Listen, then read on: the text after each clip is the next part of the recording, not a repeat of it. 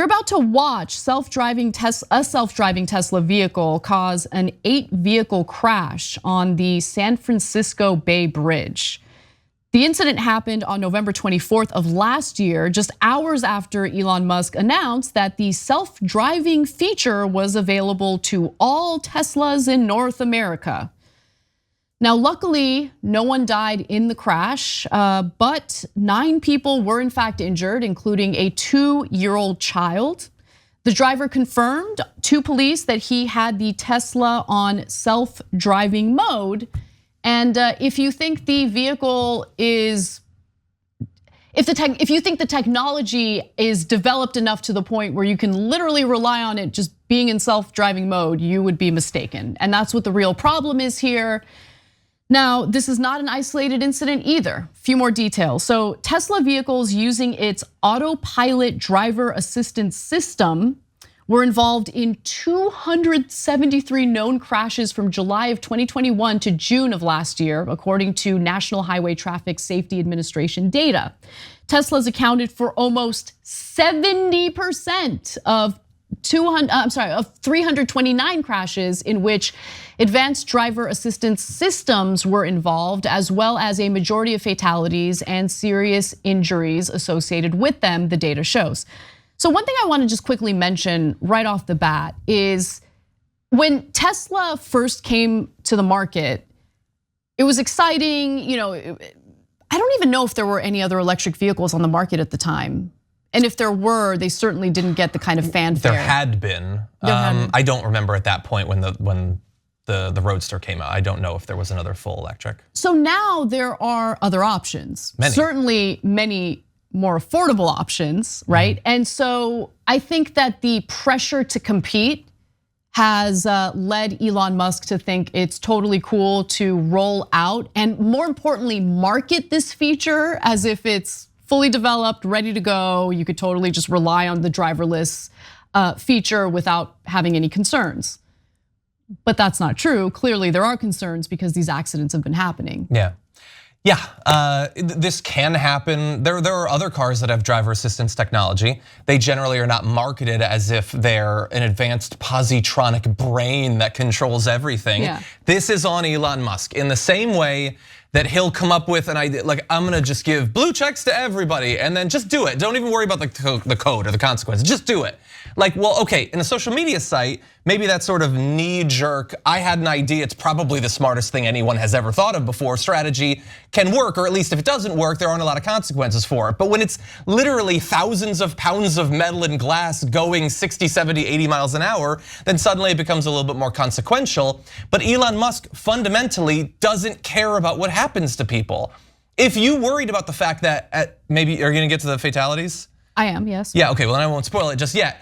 Like, you would dial it back, you would change the branding, you would maybe like put it on hold for a little bit. But he doesn't care about the human cost, the actual human cost of these crashes. He cares about hype and looking like some sort of tech genius or something, because he pressured some engineers and coders to come up with the technology and then decided to put it out before it was actually ready. No, you're exactly right about that. So let's talk a little bit about the fatalities, because there have been people who have died as a result. So since 2016, for instance, the federal agency has investigated a total of 35 crashes in which Tesla's full self-driving or autopilot systems were likely in use. Together, these incidents have killed 19 people. Look, guys, a lot of different vehicles at this point have certain technology that's computerized that I think you shouldn't just rely on, right? Mm-hmm. So I'll give you an example. I have a little Honda Civic. I love my Honda Civic, but it also has this really, really annoying feature, which sounds good, except it malfunctions all the time. It's a feature that automatically like slams the brakes if it thinks I'm gonna rear end another car. Mm-hmm. There have been times where I'm nowhere near the rear end of another car, and it just, out of nowhere, the brakes will be activated and it freaking scares me. That happens to the Teslas too. The car behind me thinks I did it on purpose and I'm trying to cause an accident, because there are some scammers out there who like will slam their brakes so they can be rear-ended, so they can like basically scam your insurance company. And it's terrible, right? Yeah. So No one should just rely on, first of all, don't listen to CEOs or executives of these brands and just take what they say at face value, but it's not your fault. Like, I don't wanna put the onus on you. There needs to be better regulations on a federal level to ensure that you don't have executives making false claims about the technology that's included in their vehicles. Can you disable that feature? The automatic braking? You've got to be able to, right? I'm sure that you can. It would require me to look at the manual, and that I will look at it for you because that seems unsafe, and I don't want you driving around with that. But please do that. Okay, remind me after the show. That would be great. So, and look, and I will also say, I understand that I'm obviously, if you've been watching this video, very critical of Tesla, very critical, or not, more so Elon Musk, honestly, because again, like these are engineers being forced to try to do in far too short a time what is effectively impossible. Create an AI that can do all the driving for you. It's not on them that it's not ready yet. They did what they could. He decided it was ready. I'm sure they don't think it is. And I still think, and maybe I'll be proven to be wrong in 10, 20 years, I still think that long term these technologies will eventually need to get out there and be the common way that we drive, because this is just to play devil's advocate. Well, those 19 deaths totally could have been avoided by just actually testing this and not making the human population of your, like the customers of your company, your beta test, like a psychopath.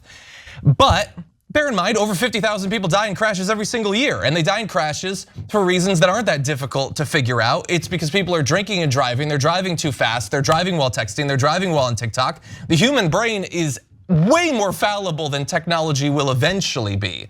That said, have you driven on LA roads and highways? No, people are constantly trying to murder you. Look, I totally agree with that part.